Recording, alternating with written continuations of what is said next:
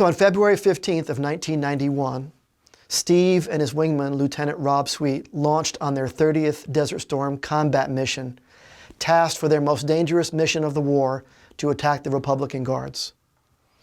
They got airborne and crossed into Iraq and had delivered most of their weapons against targets against the Medina Armored Division, one of the most elite and well-equipped and well-trained units in the Iraqi army.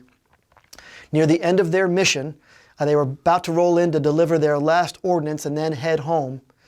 Lieutenant Rob Sweet, who up to this point had not been shot at by a surface-to-air missile, was getting ready to roll in on target when he looked out and saw a surface-to-air missile tracking his airplane. Steve called for a break and said, "Chaff flares, chaff flares." And Rob deployed about half the chaff and flares on his airplane and did a maneuver that defeated the first surface-to-air missile shot at him. But he was not happy at the time and said something to the effect of, "That son of a bitch scared the shit out of me. Let's go bomb that guy." And so Steve rolls in and strafes a position near the source of that surface-to-air missile launch. He comes off target, clears Rob in on target, and right before Rob rolls in, he is struck by the second surface-to-air missile shot at him.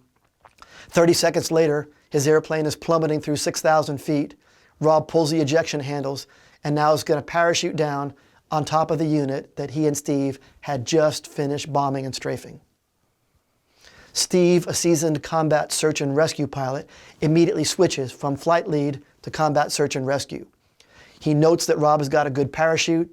He reaches down and marks the coordinates of the ejection location and gets on the radio to report a downed airplane and begin the search and rescue effort. 45 seconds after Rob ejects, Steve has done everything required of him.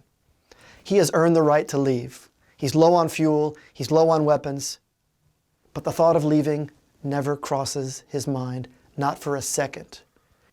3 minutes and 45 seconds after Rob ejects, an eternity in a combat situation, over an entire division, 10,000 troops shooting small arms, every anti-aircraft gun and missile that they have at Steve. Despite his best efforts, while talking on the radio, bringing in other forces, his airplane is hit by a surface-to-air missile. And in a voice that can only be described as calm, cool, and unfazed by the situation, keys the mic and, using the code word for the day, calls out, "Enfield 37 is bagged as well." It's the last radio call Steve makes that day.